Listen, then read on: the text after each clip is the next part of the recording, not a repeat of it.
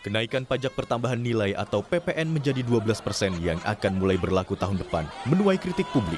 Belakangan, saling tuding antara Gerindra dan PDI Perjuangan soal siapa inisiator kenaikan PPN menjadi 12% mengemuka. Wakil Ketua Komisi 11 DPR RI, fraksi Partai Gerindra, Muhammad Haikal, mempertanyakan sikap PDI Perjuangan yang mengungkit kenaikan PPN. Gerindra menyebut PDIP seolah memunculkan narasi dengan solusi yang menjerumuskan Presiden Prabowo melanggar undang-undang. Isu kenaikan PPN ini kok rasa-rasanya ya, ini sering diungkit oleh tokoh-tokoh PDIP. Begitu loh Pak. Kalau saya lihat dari medianya munculnya, itu jangankan bicara bulan-bulan ini. Baru 1-2 bulan Pak Prabowo terpilih sebagai presiden, itu rekan Bapak sudah bicara duluan. Itu nanti ada PPN yang harus kita pertimbangkan lagi. Itu di bulan Maret, Pak. Lalu di bulan September diulang lagi. Lalu di bulan November diulang lagi. Dan seterusnya. Maka jangan disebar narasi bahwa solusinya seperti ini loh. Solusi yang ditawarkan itu adalah menjerumuskan Pak Prabowo untuk melanggar undang-undang. Nah itu yang kita keberatan. Sementara itu, politikus PDI Perjuangan Hendrawan Supratikno menegaskan PDI Perjuangan bukanlah inisiator kenaikan PPN menjadi 12%. Hendrawan meminta partai politik di DPR duduk bersama, mencari solusi dan bukan saling tuding. PDI Perjuangan bukan inisiatornya. Kita sudah menjadi jelas bahwa ini adalah inisiatif pemerintah. Itu yang pertama. Terus yang kedua, baik PDI Perjuangan maupun Gerindra, dan saya yakin partai-partai yang lain memiliki persepsi yang sama, yaitu bahwa kondisi ekonomi masyarakat sedang berat dan bahkan kalau bisa diturunkan PPN-nya. Nah kalau sudah keinginannya sama, niatannya sama, tinggal duduk bersama. Pak Haikal ini kan kalau duduk di depan bersama dengan Pak Dolfi, Pak Wihadi duduknya bersama dengan Pak Said Abdullah di Badan Anggaran. Jadi didiskusikan, cari jalan keluarnya. Apakah misalnya kita bisa berimajinasi, apakah harus dengan peraturan pemerintah pengganti undang-undang, Perpu, atau yang lain? Direktur Eksekutif Indonesia Political Review, Iwan Setiawan menilai, pernyataan Partai Gerindra soal PPN 12% didukung PDIP pada era Jokowi bermakna bahwa partai politik manapun yang menang pemilu pasti berpihak pada pemerintahan. Menurut Iwan, kondisi negara yang saat ini butuh dana untuk menutupi defisit APBN dan bayar utang negara memaksa partai politik pengusung menyetujui dan menjalankan keputusan pemerintah, termasuk PPN 12%. Saat ini memang negara kita membutuhkan uang yang cepat agar menutupi defisit APBN. Pernyataan partai politik itu sesuai dengan posisi mereka di mana. Nah, PDIP pada saat itu berada dalam pemerintahan. Nah, saat ini ketika mereka menolak kemudian, karena PDIP berada dalam posisi oposisi. Semoga di penghujung tahun ini, pemerintah bersama DPR mampu mengambil keputusan dengan sebaik-baiknya manfaat untuk rakyat Indonesia. Supaya kehidupan masyarakat tidak semakin sulit dan kepercayaan publik terhadap pemerintah tidak menurun. Tim Liputan, Kompas TV. Saudara, setelah keputusan kenaikan PPN menjadi 12% resmi akan diberlakukan pemerintah pada 1 Januari 2025, Partai Gerindra dan PDI Perjuangan saling tuding soal siapa sebenarnya yang menginisiasi atau pengusul awal kebijakan ini. Gerindra menyebut kenaikan PPN ini merupakan usulan dari PDI Perjuangan yang diputuskan pada tahun 2021 silam. Sementara di sisi lain PDI Perjuangan mengklaim pemerintah dimungkinkan untuk menetapkan tarif PPN dalam rentang 5 hingga 15%. Untuk mengulasnya soal ini kita akan bahas bersama dengan sejumlah narasumber yang sudah hadir, kemudian adalah pengamat politik Universitas Padjadjaran, ada Mas Kunto Adiwibowo. Selamat pagi Mas Kunto. Pagi Mbak, apa kabar? Kabar baik, alhamdulillah Mas Kunto. Sementara untuk dari elit partai politiknya, kami sudah berusaha betul untuk mengundang dari Partai Gerindra dan juga kemudian dari PDI Perjuangan. Tapi sampai saat ini tampaknya belum terkonfirmasi Mas Kunto dan juga pemirsa ya. Sayang sekali, padahal kita membahas soal nasib warga kelas ekonomi menengah begitu yang makin terhimpit ya, sudah jadi tulang punggung keluarga, sekarang jadi tulang punggung negara.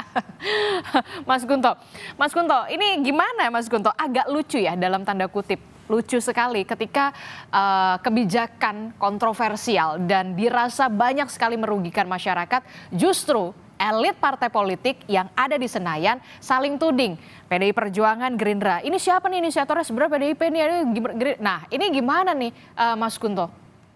Ya, sejak dari awal isu kenaikan PPN 12% ini kan penuh kontroversi ya Mbak ya. Dan yang tidak membantu publik adalah simpang siurnya informasi tentang kebijakan kenaikan PPN 12% ini gitu. Jadi misalnya di awal Desember tiba-tiba Pak Prabowo setelah mengundang pimpinan Komisi 11 dan habis itu Pak Misbahun melakukan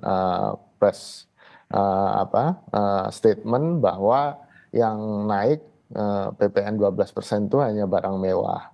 Lalu kemudian tidak sampai seminggu setelah itu Bu Sri Mulyani kemudian mengumumkan barang-barang atau Menteri Keuangan ya, Kementerian Keuangan mengumumkan ini loh barang-barangnya loh, kok di dalam daftar itu tidak hanya barang mewah ternyata yang naik. Lalu kemudian ada juga saling lempar antara Pak Zulhas Menko Pangan dengan Bu Sri Mulyani soal beras premium yang katanya dikenai pajak, lalu Pak Zulhas bilang enggak.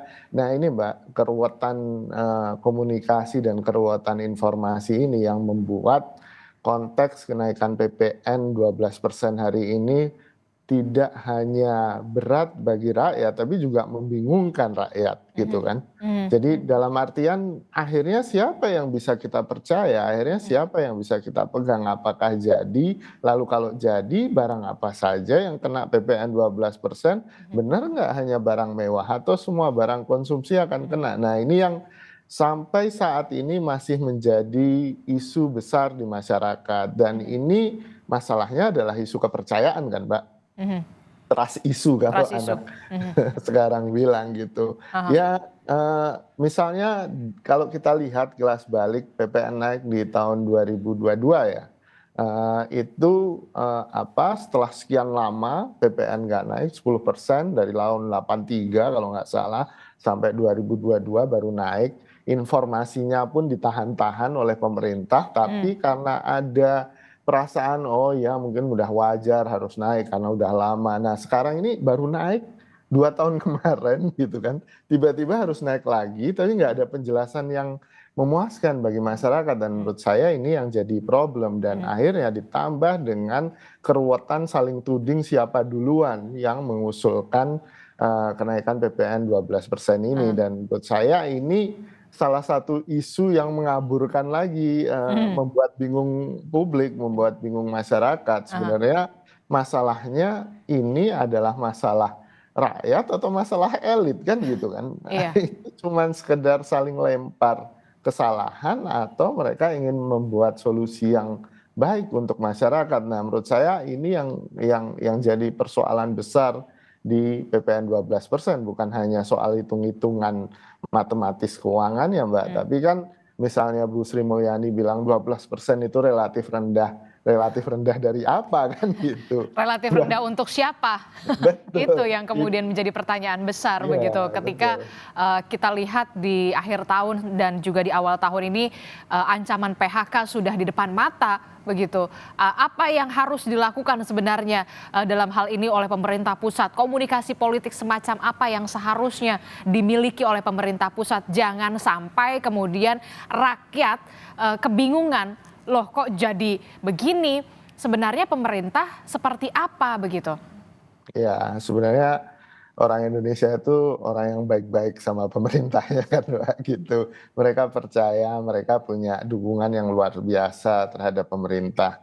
Dan menurut saya yang harus dilakukan oleh pemerintah adalah ngomong secara transparan, terus terang, sebenarnya duit yang dari kenaikan 1% yang kemungkinan diestimasi sekitar 50 triliun pendapatannya per tahun ini, sebenarnya untuk apa kan gitu.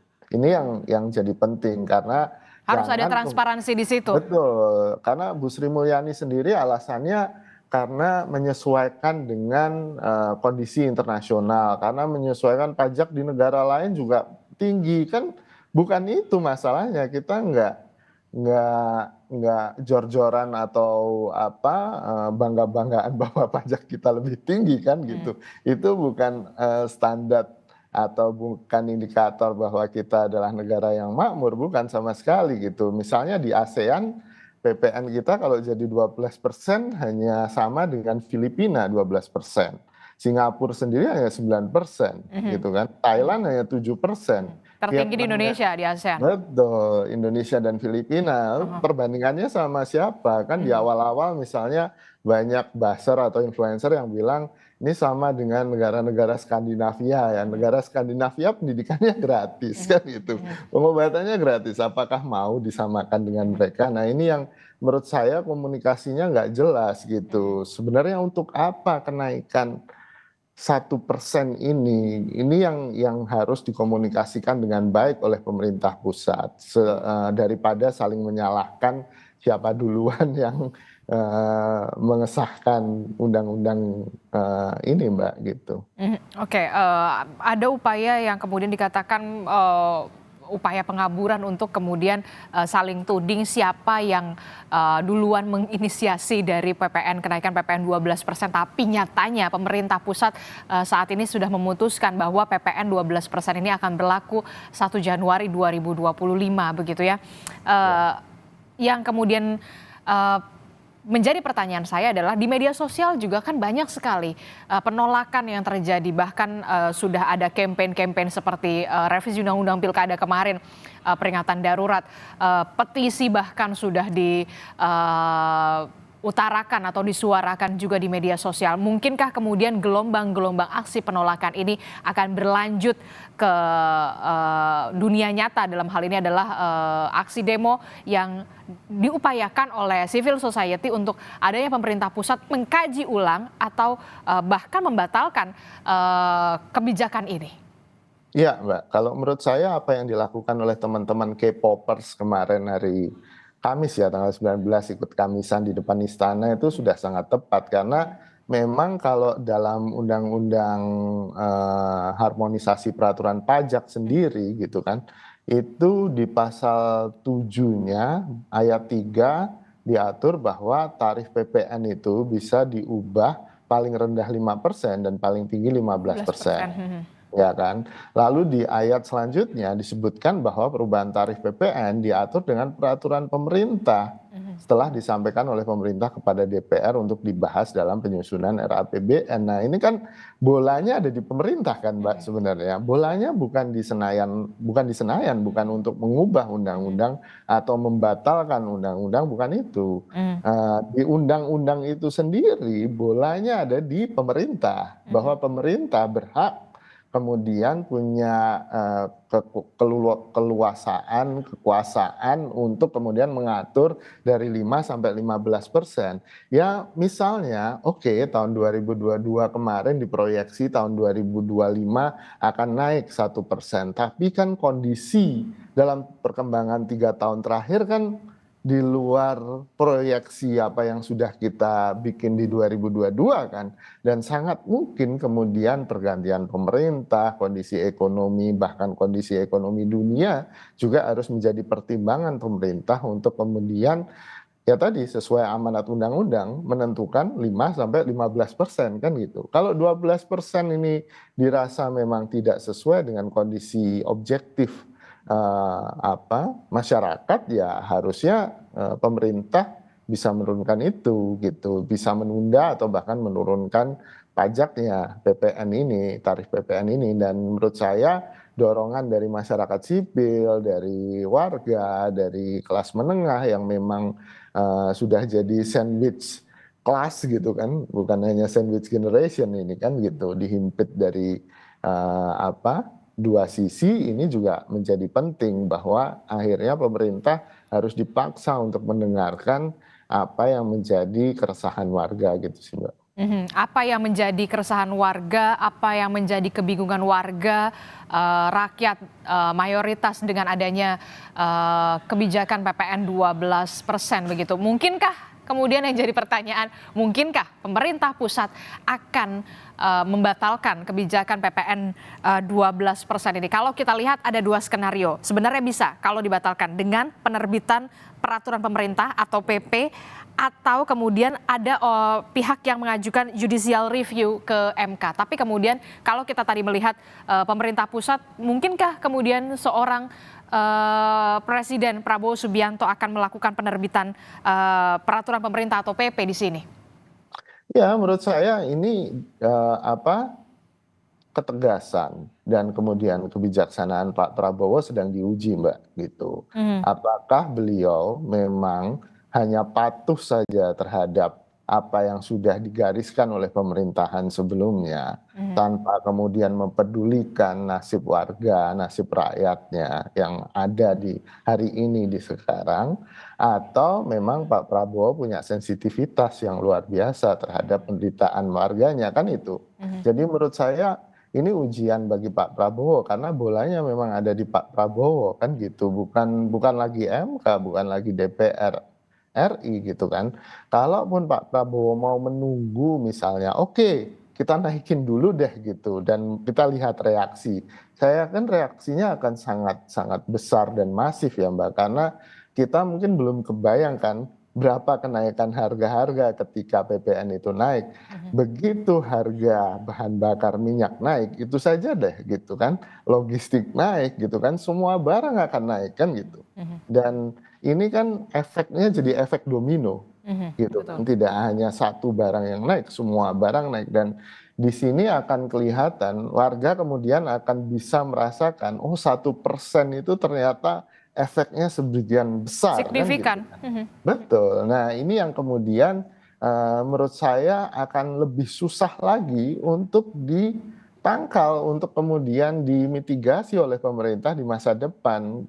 Bantuan-bantuan ini kan sifatnya hanya obat sementara kan Mbak. Penyakitnya tetap pada kenaikan PPN 12% yang tidak sesuai dengan kondisi objektif di masyarakat. Nah ini yang menurut saya harus menjadi perhatian bagi Pak Prabowo ya, Presiden Republik Indonesia. Walaupun kemudian kemarin ada kebijakan yang maksudnya memberikan insentif lah ketika kebijakan PPN 12% ini diberlakukan, ada insentif yang kemudian diberikan walaupun hanya sebulan atau 2 bulan begitu. Itulah kemudian sebagai upaya pemerintah pusat dalam hal ini adalah memberikan gula-gula atau bagaimana sebenarnya ini? Iya, ini hanya menunda masalah saja Pak, kalau menurut saya gitu, supaya nggak kena di awal tahun gitu kan, atau kemudian mungkin pemerintah berharap ada perubahan kondisi ekonomi yang membaik dalam waktu 2 bulan. Tapi menurut saya itu wishful thinking sih, ya boleh-boleh aja. Cuman kan saya bukan ahli ekonomi, tapi menurut saya akan sangat sulit ketika masyarakat sudah terbiasa dengan bantuan itu 2 bulan, tiba-tiba dihentikan, lalu kondisi real dan kondisi objektifnya memang sangat memprihatinkan, ya keresahan masyarakat ini pasti akan muncul, dan kos politik, kos sosial, dan kos keamanannya jauh lebih besar gitu daripada menunda kenaikan atau membatalkan kenaikan PPN 12% ini. Jadi menurut saya pemerintahan Prabowo harus berhitung sih Mbak gitu, bahwa ada kos lain yang mungkin juga sama mahalnya atau lebih mahal daripada kenaikan yang cuma 1% ini secara ekonomi. Oke, itu tadi dari segi ekonomi ya. Kemudian kalau dari sisi segi politik, bagaimana dampaknya terhadap pemerintahan pusat, pemerintahan Prabowo Gibran ketika memang kebijakan ini benar-benar ketok palu akan dilakukan 1 Januari 2025 seperti skenario awal, bagaimana dampaknya, dan jika pemerintah pusat nantinya akan melakukan pengkajian atau membatalkan, apa dampaknya dari segi politik terhadap pemerintahan Prabowo Gibran 5 tahun ke depan? Ya, sebenarnya kalau menurut saya sangat sederhana sih Mbak, bahwa yang pertama legitimasi pemerintahan ini akan menurun gitu, karena dianggap tidak bisa sensitif, tidak bisa mendengarkan apa yang menjadi keluhan dan keresahan warga, itu yang pertama. Apalagi ditambah dengan kesimpang siuran informasi dan ketidaktransparan ini, sebenarnya kenaikan ini untuk apa sih? Nah, ini yang mungkin sangat bisa merongrong legitimasi pemerintahan Prabowo, itu yang pertama. Yang kedua, secara politik juga, kalau misalnya kenaikan ini tetap dilanjutkan, maka secara politik akan terjadi, ya kita akan melihat drama saling lempar kesalahan ini akan terus-menerus akan terjadi, Mbak, gitu. Karena tentu tidak ada yang mau disalahkan kan, dengan kondisi yang memang mungkin menimbulkan protes di masyarakat atau keresahan masyarakat, dan saling lempar ini menurut saya akan jadi tren ke depannya gitu, saling lempar masalah entah itu antar partai politik, antar menteri, atau antar institusi atau lembaga pemerintah. Dan ini menurut saya akan bahaya, pada akhirnya kan masyarakat akan mendengarkan siapa gitu kan, kebingungan ini yang akan menambah ketidakpuasan dan delegitimasi bagi pemerintahan Prabowo. Ini yang menurut saya kos yang paling besar bagi pemerintahan Prabowo. Kalaupun dibatalkan dan dengan komunikasi yang bagus, dan menurut saya tim komunikasi kepresidenannya Pak Prabowo canggih-canggih kan, itu mereka kan ahli-ahli semua dan harusnya bisa lebih baik lagi kemudian mengkomunikasikan ini sebenarnya untuk apa dan kemudian kenapa harus naik. Ini yang sampai sekarang tidak pernah memuaskan warga gitu kan, karena penjelasannya simpang siur. Nah, kalau memang dibatalkan, ada potensi Pak Prabowo akan jadi pahlawan ini Mbak gitu kan. Dan menurut saya akan luar biasa secara politik, bahwa di sini Pak Prabowo bisa menunjukkan bahwa dia memang peduli, dia terhadap rakyat, dia memang tidak kemudian disetir oleh pemerintahan sebelumnya. Dia harus mengikuti apa yang sudah diputuskan sebelumnya, dan dia kemudian punya lebih banyak dukungan warga, dan secara politik itu berarti legitimasi yang sangat besar gitu. Dan ini peluang ini harusnya dimanfaatkan dengan baik oleh Pak Prabowo, Mbak. Oke, kita akan lihat dan juga tunggu bagaimana kemudian seorang pemimpin, dalam hal ini adalah Presiden Prabowo Subianto, nantinya akan memilih begitu ya, memutuskan apakah tetap akan menjalankan kebijakan keberlanjutan dalam tanda kutip PPN 12%, ataukah kemudian lebih peka dengan apa yang terjadi saat ini menimpa rakyat kita begitu. Terima kasih Mas Kunto, pengamat politik dari Universitas Pajajaran, dan sebelumnya kami juga sudah mengundang sebenarnya beberapa anggota dewan dari sejumlah partai politik, namun sayangnya tidak bisa hadir. Terima kasih Mas Kunto. Selamat pagi. Assalamualaikum. Selamat pagi. Assalamualaikum.